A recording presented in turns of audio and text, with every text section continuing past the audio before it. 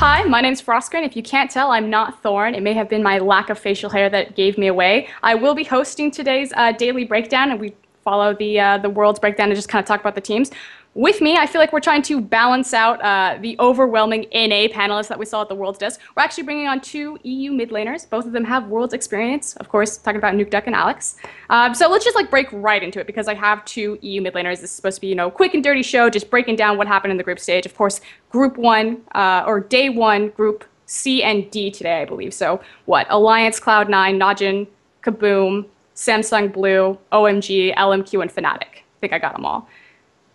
We saw a lot of Orianna picks, and we were talking about this kind of before the show started. We saw a lot of Ori picks in kind of Group A and B. You played it, Korn played it, Bjergsen had a couple of games on it. Now she's pretty much disappeared. And it's hard to say that for sure because, again, we're still on day one, but we've seen kind of the rise of Xerath, Syndra, and Yasuo. Why do you think there's such a difference stylistically in the champion pool so far? To who? The question? Or? To either one of you. As mid laners, why do you think Xerath and Syndra and Yasuo are standing up in this group as opposed to Orianna and kind of the previous group? Do you think maybe Group C and D, they looked at, Orianna's not finding a ton of success in Group A and B, we better switch up our strategies? I don't think so. I think it's about preferences of the players mostly, because you can see that people are picking Orianna and mostly as safe pick, especially I think it's accordingly to enemies too, because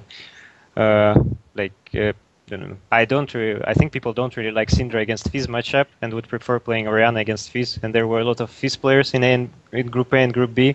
And in Group C and Group D, almost no one is playing Fizz. So people prefer Syndra more. So you think this is stylistically to the players themselves? Yeah, it's mostly to the players because if you are picking first, then you're picking safe hero. So you would pick something like Syndra, Orianna, or Ahri, I guess. That's three of the most safe mid laners. I would say Koreans would pick a bit more aggressive. They can pick Yasuo and Zed, but mostly, in NA and EU, people would pick Syndra, Ahri, and Orianna. I think Zed players would still pick Zed blind, though. Yeah, Zed players would pick Zed, but you could see that Group C and Group D have only, I think, one Zed player as Dade, and no one else. Maybe Cool, I'm not sure. I think only Dade, to be honest. As far as a Zed main, while we're on kind of the topic of picks, I know we also talked about kind of Rumble and his absolute dominance so far in the top lane. And Alex, you kind of wanted to talk about that specifically in chat previously. So why is Rumble making this resurgence? We've seen the casters or heard them talk about on the analyst desk. He has a good mid-game power spike. He's strong in those mid-team fights. It's all about the dragon. But can you lead with that? It's about the current current playstyle. Everyone is playing heroes like Maoka and Alistar. And I guess Rumble is kind of the same role. He's just dealing a lot of damage, keeping people in place and distracting a lot. And then as top lane, he's kind of lane bully, and he's good in lane against Ryze. He's good in lane against Maokai. So I guess that's he got a lot of good things about him. And I think the most problem is people are not used to play against Rumble. Everyone knows. Maybe knows how to play against Maokai, but it feels like no one knows how to play against Rumble. People picking a lot of immobile heroes against him, and it leads into almost zero chance of fighting dragons. So Rumble teams almost all the time wins the team fight.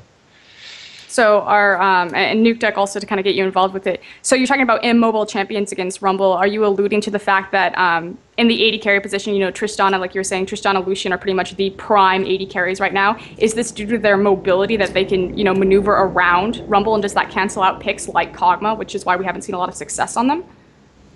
Yeah. Well, yeah.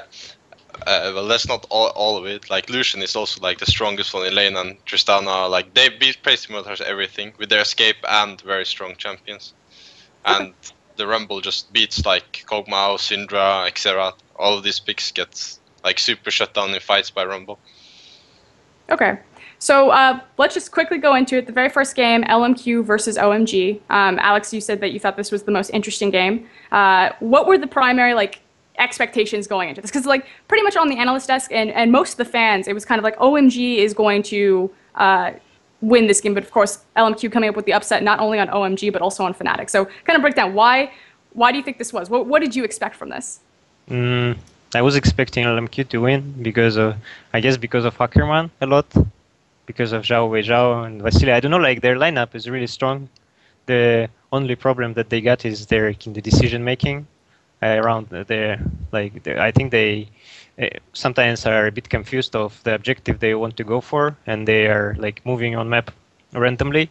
But like their team fighting ability is really strong, and in current meta it's really good.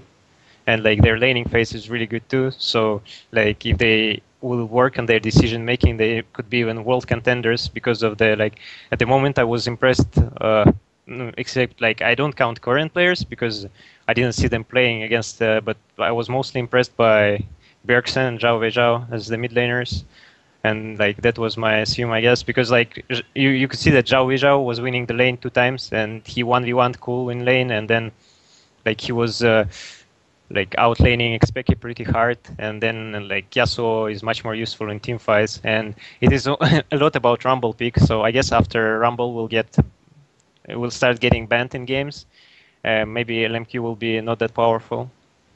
Do you think LMQ will find similar success on their next time around against teams like OMG and Fnatic? Do you think they have a contest against Samsung Blue?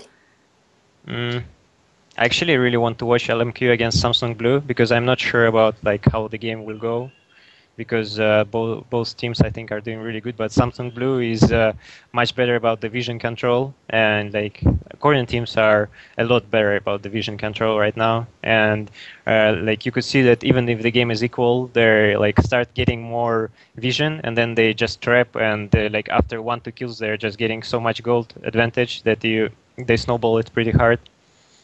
And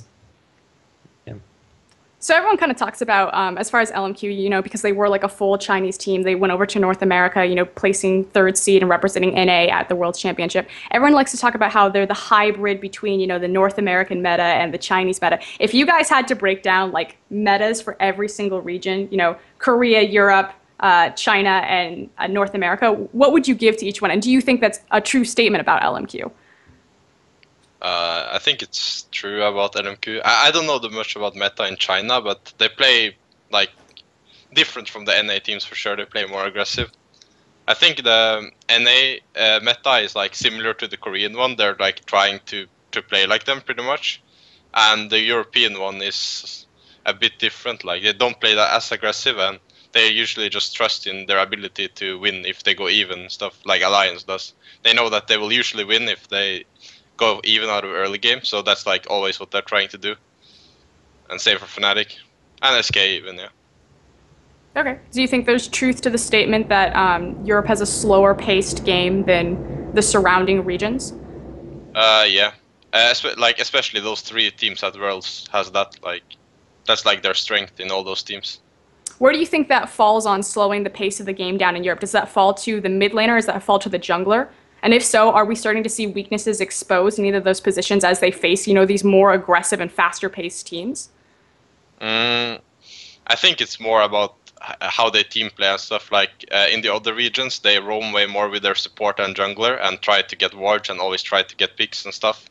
But in EU, they are like more content with just farming more and yeah, just warding and trying to farm. But I don't think that the mid laners are that much weaker. Maybe some of them are like weaker than the other regions, but not because of that, no. But I think it's not about like being weaker, but rather about picks. Like in Europe, there are a lot of like people playing something like Orianna and then Ziggs, like a lot of farm-based champions, and mid lane comes into farm fest, so the game is like slow-paced, and you can see like people just farming out and then seeing which team fight is better. But like in Korea and NA, people play more aggressive heroes like Syndra, Zed, and I think that like that's why the games are faster, because like it's also about the heroes that are played. Yeah. Well, then stylistically, do you think that the Koreans and North America is kind of built to defeat Europe? I mean, we did see, you know, the Cloud9 versus Alliance game. Cloud9 won. Of course, it's the first game, so Alliance will have, you know, their second chance to be the white hope of the West and be because they're hyped up to be, you know, the strongest team. But I mean, is NA just like perfected to take down Europe? I think they're better. Yeah, I think they play like their style is better than the European one, yeah, and also their picks. So I think the NA has like stylistic favor, yeah. Okay. I think the same, like, but I think that Alliance and Fnatic will switch. Like, I think Expected can still play assassins like Zed and Fizz that he was playing, and play it okay, I guess. And same as Froggen, he can still play Zed, Ari. So I think that people will analyze and switch their playstyles towards like more fighting. And I think that people should really deny Rumble pick because it's like stomping them so hard. Yeah, Froggen is also a really good Ari, so he has been playing it like a lot in scrims and stuff too. So I think he will probably bring that out, yeah. So let's focus then on the Cloud9 versus Alliance game, since that's kind of in the vein of what we're talking about. So Froggen played Xerath that game, and I feel like yeah, there was all that hype that Alliance is supposed to be the best team from the West. They're going to be the answer that the West will bring that can unseat the Koreans possibly. Kind of a lackluster showing. I feel like the case never was, and correct me if you think I'm wrong, but the case never was doubting Froggen. I feel like everyone knew that Froggen was really strong, but there was some doubt on whether, if Shook would be consistent enough to show up, if Wicked was going to be strong enough in a team fight. I feel like no one has ever doubted Froggen's place in Alliance, but Alliance makeup as a whole in a team to compete on this level. Where do you think things went wrong for Alliance versus Cloud9? Like, where was the true victory? Big ban face. Big ban face? Picks and also strategical play a little bit. Yeah, but yeah, but I think that Froggen Xerath pick was kind of disrespect. What do you think, Nuke? Yeah, I don't think it was that good either. Like they picked Xerath as last pick when the enemies already had Rumble and they had Rumble and Syndra. And even Lee Sin. Yeah, and they had Lee Sin as well. So it's unless they have full control of the game, then it's pretty bad in team fights, pretty much. Yeah. Why do you not give me bullet points? Why do you not like the Xerath pick into the Rumble and the Syndra? Is it because they're so long range that he can't just abuse with his range? Is it? Yeah, pretty much. If you get caught by a Rumble ulti in a fight or by Syndra stun, then he has to just back out, so they can never really commit to a dragon fight or something with an Xerath. Like the goal with picking Xerath there was probably to getting him to 3 items, where he can almost one-shot Rumble, and at that point it would be pretty good, but they just have to give up so much early for it, and I don't think it's worth it. Why do you think Wicked decided to go back to Kayle? Do you think this was a direct response to the Rumble pick and he was trying to find the counter? Because Aurelia was, he had champions like Aurelia open to him and picking on that pick, and he pushed top lane pretty decidedly, but they sent pressure up there, and it didn't seem like it really worked for Alliance to play to Wicked's side of the map and to play to his strength. No, it definitely didn't. They put a lot of pressure top, and Balls was roaming, but they really got nothing out of the Kayle. I'm actually not sure why they would pick Kayle there. Maybe they were afraid of a set as he was open. Or I thought they was going to try to set up for a more aggressive comp with an assassin with Kayle, and then deny the enemy from taking set and taking it themselves, but I don't know, they might have practiced it or something, but I don't think that Kayle top was very good there. Yeah, it's more their pick made zero sense. It was some kind of siege comp, and then Kayle is not that good. She's not disengaged, and her ultimate maybe to deny Syndra, but it's not that good. So mostly with the Aurelia pick, I think Alliance should have opted for some kind of assassin or Aurelia to just to split push against C9, because there was no way they can teamfight them. And there was no way they can siege them with their comp because of Syndra, Rumble, and Lee Sin, because they can insta-engage any team fight. So their only way was split push, and then Aurelia would be really good. And I think Aurelia could kill Rumble with Alice pressure. So, as far as kind of the narrative of Alliance, being the best team, we're always going to go back to that. Do you think that Alliance will learn from those mistakes, like you said, and do you think they will look towards, Aurelia or an assassin or, more of a versatile composition, or do you think that they kind of pigeonholed themselves? I mean, you talk about how Froggen has so much versatility to his champion pool, he can play R. Do you think the rest of that is there for his team? Yeah, I think they can switch up a little bit and probably get a pretty good game versus Cloud9. I can see them winning the next game versus Cloud9 as well, if they soap it up a bit. Alex? Yeah, I guess the same. They really need to tweak the pink ban phase, because overall, even in game, they were getting behind, but they still didn't do that much mistakes. They were playing accordingly to their comp, into farming, giving up objectives, taking towers for that, but they couldn't fight, and in a bit of time, C9 are pretty good at vision control, so C9 just get vision control and free Nash, and after that they just win with their comp super hard because they can dive and kill. So the dream is definitely still alive for Alliance to make it out second or first? I think it's alive. Like, yeah. Like, you know, I'm not sure about Nige and Shield's strengths. I really want to watch them playing against C9 and TSM to see like their power, because they were the weaker team out of Koreans. If you had to throw your guess out right now, the two teams that are going to make it out of this group, I know everyone's going to ask you that. Like, give it to me right now. Like, who do you think? Just from the initial first day. I still think that Cloud9 and Shield will go out. No, it will. Yeah, will go out of groups. But I think Alliance and Cloud9 is real close. Yeah, the same. Like I think that Cloud9 and Shield at the moment, like the heroes they play and the way they play, they should go out of groups. But if Alliance took their play, they got a chance. Okay, that's fair. But they're going with Cloud9, so confirmed on stream. Fnatic versus LMQ. Like, I just want to cover. I really want to focus on the European teams, obviously, because you guys have experience playing against these guys. Xpeke versus Xiao. I mean, just break down. You said that Xiao and Bjergsen looked like the most impressive mid laner so far mechanically. Like, what do you think is falling short of Froskurinn and Xpeke? Where did they not live up to your guys' expectations? Because these are supposed to be, the top premier mid laners from Europe.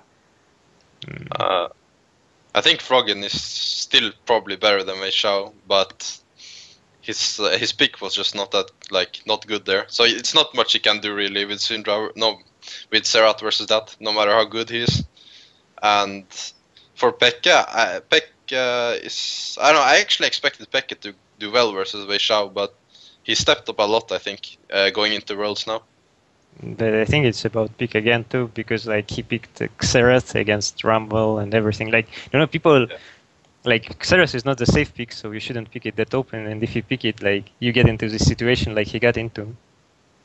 So are you guys of the opinion that from pick ban, because this is always going to be like an argued and kind of a hot button topic, like from pick and ban, can you guys look at that and say for sure that a team has already won or a team has already lost? Like, are you of the opinion that that exists?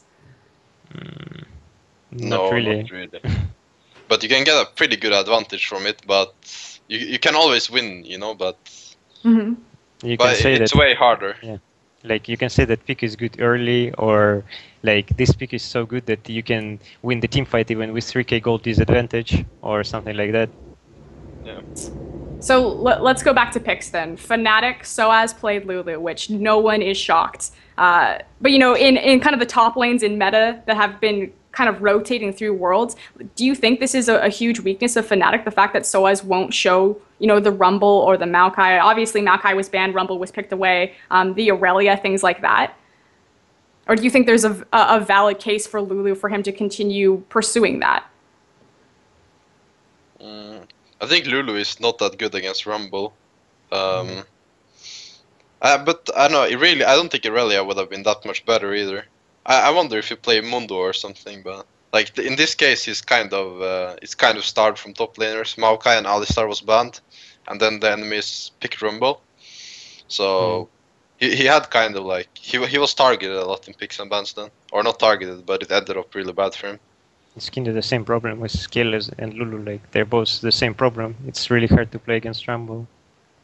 But isn't both champion in lane pool and after lane like a valid thing to target? Does Soaz have this problem? I mean, he's been around the scene forever. He's like a veteran player to be targeted this heavily and to pick Lulu into Rumble and then to lose the matchup. I don't think he lost the matchup, but like it was like after the lane, he was not as useful as Rumble. Yeah, I was thinking the same. Like after lane, Rumble will like outperform Lulu in team fights pretty heavily. Do you think Fnatic has a chance? Like, we talked about Alliance and Cloud9 and kind of that group and who's going to make it out there. Now that you've also seen kind of the testing for this group as well, do you think Fnatic has a chance to make it out, or are you going to go Samsung Blue? And everyone expected LMQ that they would be the bottom tier. They come out and they have 2 major upsets. Does this like swing? Who do you think is going to walk out of this? Yeah, I think LMQ is going to make it out now.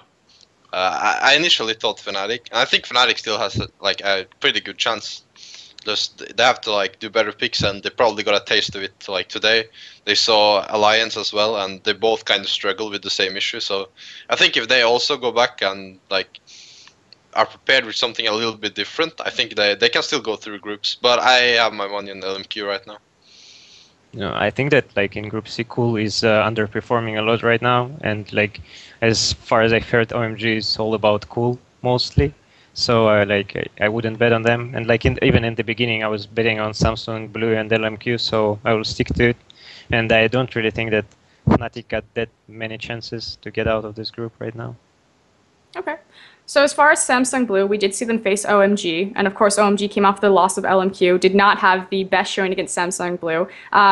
You guys saw the early game of that match, yeah? Just kind of the chaos that Going lost his flash early, and they had this crazy adaptation. I mean, what did you think about that? Was that them like fully understanding and just like psyching out Samsung Blue and leading them around, or was that like a bunch of chickens with their heads cut off just running? I think it was kind of smart. They lost the Drake early, so they kind of had to make a play, and then they did the 4 versus 2 dive top, which was really good. But like Samsung Blue played a little bit smarter, and they like the Chinese team was grouped way more, so they like had way less experience and farmed than the Korean team, and the Korean team just played slow and tried to deal with the dives as best as they could. And yeah, they just outscaled them when it got to like 20 minutes. But I think the dives and stuff from OMG was pretty good. They could have worked out. Yeah, also, like, I wanted to point out that, like, again, about Cool, like, he wasn't playing that good, and at Drake fight that they lost super hard, and after that the game snowballed to Samsung Blue favor. Like, he just tried to initiate with, like, ult and charm, missed everything, and then they got collapsed. And yeah, that was pretty bad. As far as like kind of the first tasting of Samsung Blue, you know, seeing them against OMG, obviously OMG didn't put up much of a fight. Is Samsung Blue kind of the real deal? Because, you know, being the #1 seed for Korea, or are you going to put your money on someone else? Like, we've seen Samsung White, we've seen a lot more games for them. Of course, you didn't really tell anything because they had, I think, different champion picks pretty much every single game, and we're kind of mixing things up. Like, who do you think looks stronger? Did Samsung Blue meet expectations? It's a pretty hard question after only one game, but I mean, Samsung Blue, they still like had some troubles early game versus OMG. It wasn't like they were winning the whole game, but well, they were maybe a little bit ahead in gold, but they had a little bit some struggles at least. And they played like with their main champions too. Dada played Yasuo, so right now I would probably think that Samsung White was gonna win it if I was gonna predict it. Yeah, same here. Like, Blue didn't look that confident compared to White, even though White group was easier. But I think still, like, White are looking stronger right now. Gonna go in the face of everything. The fact that Blue always beats them. You're gonna stick with White? Yeah. Okay, excellent. We have it on recorded. He's like, but no. It's still, please. I think it still can be like. Maybe like at least when I was watching, White were not losing to any other team, but they were losing to Blue. It could be coming from them screaming each other a lot, and then Blue knows White's weaknesses and they can exploit them. So like if they meet each other, maybe Blue will win. But if they won't meet each other, I would bet on White. And that's like an amazing narrative that I feel like isn't necessarily being covered. Like how amazing would it be if for whatever reason the Samsung teams, you know, they'll probably meet in the semifinals, but for whatever reason, say they meet in the finals, to have Blue-White Samsung finals and White, you know, finally beats Blue, how crazy that would be. But I feel like we're constantly bombarded with this narrative of, you know, NA this or EU that. Do you think any of the narratives have changed now that we've seen kind of all of the teams perform on the world stage? Because again, like LMQ, no one really talked about them. Everyone thought that they were just kind of going to waste to the side, except for, of course, you guys. Alex is like, I knew that they were going to rise up. The fact that, do you think the Alliance hype train is going to slow down a little bit after that initial performance? Again, it's very hard to make these judgments after one game, but have any of the overall narratives for the world stage kind of changed or reversed? Pause. Like mostly, I think that the problem of EU teams here is like their slowness, and they're not like adapting. Like they're used to playing the EU LCS, and they need to adapt a lot right now. And if they won't, like it will be pretty doomed for European teams. And as for like LMQ, why they're so good, because like you could see that even though they were like #3 and almost lost to Curse, but in the like their games against TSM, they were 3-2, and you could see that their like laners were performing as well. So like I wouldn't say that they were much worse than C9 or TSM coming into, compared to like SK, Fnatic, and Alliance having, I think, pretty huge difference to each other when they were playing in playoffs. And still, it's the problem of European playstyle. Like Alliance are pretty good at slow game, and Fnatic are playing slow game too. That's why Alliance is winning Fnatic. But now they're meeting some kind of aggression and pressure, and they are falling behind. So they need to find some way of like speeding their game up, I guess, somehow. Nukeduck, anything to add? I think it's true what you're saying, that the EU teams just have to adapt like that. But I think they can. Like I think Alliance and Fnatic has it in them to respond to the pressure. So the last team that we really haven't even talked about at all, of course, we haven't talked about Najin White Shield, but with that comes Kaboom, obviously the Brazilian team. Do you think that the fact that the meta has shifted back more towards traditional lanes, there's not as much, there's still technically like grouping early for the early dragon, but as opposed to like the 4v0 meta and, you know, people grouping up into these large skirmishes and kind of gank squads going around, do you think the fact that these traditional lanes and the meta shifting back is almost protecting teams like Kaboom and Dark Passage, that they get to hide a little bit? Because I think they'd be very much exposed should they group up into an early 5v5 against some of the more experienced, you know, LCS, EU LCS, OGN teams as far as like team fight pressure. Yeah, I think their weaknesses are hidden a bit because of that. Yeah, I think if they would go into a lane swap, they would pretty much lose the game from like minute 3 and onwards. But in lane phase, they can like pretty much go even. Like it's not that hard to go even in lane phase, even versus like really good players. So yeah, I think it's hiding their weakness a little bit.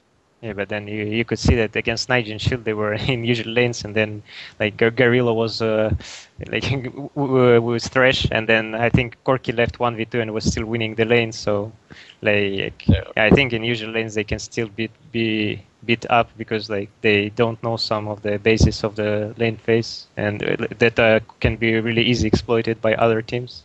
Have any of the wildcard teams surprised you guys at all, or any of the individual players in the wildcard teams? Not really. I think Kaboom like put up more than a fight than people expected them to. I think though. Yeah, I guess they did, but I'm not sure if like people are playing that kind of sloppy against them or they're just good. Yeah, but still, that might like, be too. That comes to the moment where like the enemy team gets more vision control, and then Kaboom just getting caught all over the place. And still they, like, Nige and Shield got pretty strong bot lane, and then they exploited the bot lane, and C9 got really strong top lane as balls, and they were exploiting top lane a lot. So. As far as if you guys, so say like you guys are at Worlds and you're backstage, you know, whatever, in the green room, like watching these games, the Kaboom and Najin White Shield game, like, is there anything of value that you guys would be able to get from that game? Like, would you be able to say anything about Najin that would help you in the future, or do you think a lot of the Korean teams, like, you know, Samsung White, they didn't have a hard group phase at all? Do you think that they were able to hide everything and have all of these secret weapons to pull out as they go into quarters, into semis? You know, like, I think if Najin White Shield bot lane will pull their jungler against a better team, it can end really badly for them. But Kaboom didn't exploit it at all because they were like freezing the lane and not pushing while they were pulling for the jungler. So, explain again, like, you think that there's the weakness of Najin White Shield is in Watch? Not in Watch, but like in the way they were playing level 1, I'm not sure about it, but like you shouldn't pull for as bot lane for your jungler, especially if you're going for 2v2, because it can end really badly. Yeah, and lose even the then advantage in the wave. Yeah, and they still managed to win bot lane even after like leashing for a jungler. They gave him a pretty good leash as well. So, but I don't think you can take a lot from that game. Like, if you want to like play against them later, I don't think like almost anything from that game is worth taking. Like maybe like ward patterns only, because that won't change, even though the player is not a good team probably. I think it could be even a bait of them doing that because they were playing against worse team and they will not do it against better team. So, as far as the Zed pick, because we talked about that earlier, Goon was one of the few people to bring out the Zed. Obviously, you know, performed really well. They had the Zillion ban, so he could pick that pretty safely. I mean, do you think that this is going to be another pick for them down the road? Were you impressed at all with the Zed? Do you think it completely doesn't matter just because of the caliber of his opponent? I think it doesn't matter that much. He played a good Zed, obviously. I mean, only thing to note is that he starts with Doran Shield, while like every EU and NA Zed always starts Longsword. So it's like something you can take from that, I guess. But I think he will still pick Zed, and yeah, actually you could take that. Yeah, that he's a Zed player. I mean, he's also known for playing Zed in Korea, I think. So yeah, I think he will at least play Zed later in the tournament and probably do well on it, even if his opponents weren't that good. If you watch OG and then Zed is picked, and all Zed players always will pick Zed, so you will know that he will pick Zed if it's open. As far as putting together the prime meta most OP team, like just go top LCS order, so top to support down, what champions would you pick and why? Because we keep talking about, you know, like this is one in pick a band, they have better picks band. Like who are the prime best champions right now to play? Top, like in the Worlds patch is probably Alistar top. Kha'Zix jungle, and mid you would probably pick like Zed or something. Yeah, Zed probably, or even Cillian. And bot lane you would pick Tristana or Lucian, and I guess Nami, Janna, or Thresh as support. Like I haven't like been watching scrims or scrimmed against any of those teams like in the last 3 weeks, so I don't like know like what champions they are using the most and have most success with, but that would be my guess at least. So why did you go Alistar versus Rumble? It's the patch where Alistar can auto attack with his W, so I guess Alistar will beat Rumble pretty hard in lane then. Alex? Yeah, it's kind of like, I think Alistar and Maokai still get the edge over the Rumble because their gank potential is much higher. Like Alistar and Rumble can always Alistar and Maokai can always just like stun root to their opponent, then the jungler just kills them. And then I think Alistar got edge over the Maokai in laning phase, but I still think that Maokai is okay against Rumble. And then like, in jungle it's Kha'Zix of course, because he's pretty OP right now. And mid lane, I would say Zed or Zilean. And at bot lane, it's Lucian or Tristana and Thresh or Janna, I guess. You know, I don't really favor Nami right now. Why don't you like Nami versus Janna? I think that like Janna is much more safe in lane, and like she's much better in mid game compared to Nami, especially with the build people are going right now, Boots of Mobility into Captain Boots. It gives a lot of move speed to your team because you get 5% from Janna passive, and then I don't really remember how much percent from Captain Boots. So like you can rotate over the map really fast. And you both picked Kha'Zix, but I think we've seen far more and above Lee Sin. Also wanted to touch on kind of like the Rengar, especially because we saw Rengar a lot in kind of Group A and B. I believe that this is the patch that nerfed him initially, which Dandy stopped kind of playing him for a moment there. Do you think we'll see more Rengar, or do you think it was just kind of that one-time thing? I think you can see Rengar if Lee and Kha'Zix are banned or picked, then I think Rengar is a pretty good pick. And I think we'll probably see him from some of the teams. I think there is a lot of there's high chance of seeing Rengar overall from Insec when Lee Sin is picked or banned, and if Zilean is picked, there is high chance of Rengar too, because Zilean Rengar like synergy is really high. It's not only bomb stealth but also 8% speed. Yeah, and speed. So you guys' predictions right now, we have Samsung Blue, LMQ, and then we're gonna go Najin White Shield and Cloud9 coming out, yeah?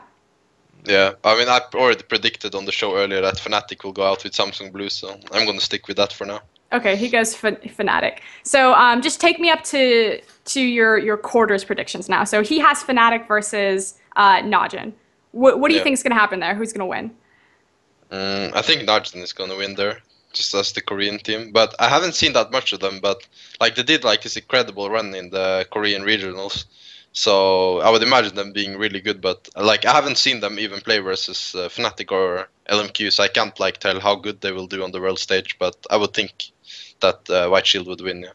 Are you just predicting this from like stylistic reasons, or do you think kind of 1v1 individual skill in the lane matchups? Because if you think like Fnatic is supposed to have this incredible bot lane of Yellowstar and Reckless against, I think Najin White Shield probably has the weakest bot lane attending of the Korean teams. Zephyr and Gorilla, of course, Gorilla really well known for his Thresh play. I mean, as far as like when you match Fnatic up, you've got XPK versus Goon. Like, is this individual, or is this just stylistically the Koreans have more versatility, more compositions, they'll be able to just move faster? And you talk about kind of adaptation being the weakness of EU. Do the Koreans just move too fast that EU NA can't adapt quick enough? I think that like not only like they might be a little bit better like individually, but I also think it's more like team strength, like just how they play as a team with warding, communication, and team fighting, and all this stuff. I think the Koreans will outshine them in. And Alex, if you're gonna go, it's LMQ versus Najin White Shield. Who are you gonna give it to? Yeah, if it will be LMQ against Najin White Shield, I would give it to LMQ, I guess. Even though I don't think that, like, maybe even to Najin White Shield, it's really hard to predict because, like, Najin White Shield mid laner is pretty good, and like, but he's got the like weak champion pool. But I think in the moment no one will focus mid laner's champions pool that much because of the bans you need to do, like Tristana, Kha'Zix, or Alistar, Maokai, even maybe Rumble. So there will be a lot of emphasis on those bans. So mid laner is not touched. So there's huge chance of something like Zilean or Zed coming through. And then, like, as top laner, I think Ackerman and Save are pretty equal. I think Watch is better than No Name, and I think bot lanes are pretty equal. So I would give Najin White Shield slight edge there, but not that much. Even though Najin, you know, like known for their creep manipulation and the LMQ, the fact that they are so weak in strategy, like you said, you don't think that Najin would just be able to out-rotate and out-maneuver LMQ strategically? I think like they would try to do that, but LMQ will just go for crazy fight that will be even in the disadvantage, but they would be able to, like, they can be like ahead in those fights. Like you could see a lot of fights from LMQ that looked bad from the start, but it turned out good for them. So do you think the meta like really favors LMQ since it is very much, you know, like early dragon fights, very much about team fighting, that it just bolsters them and makes them stronger?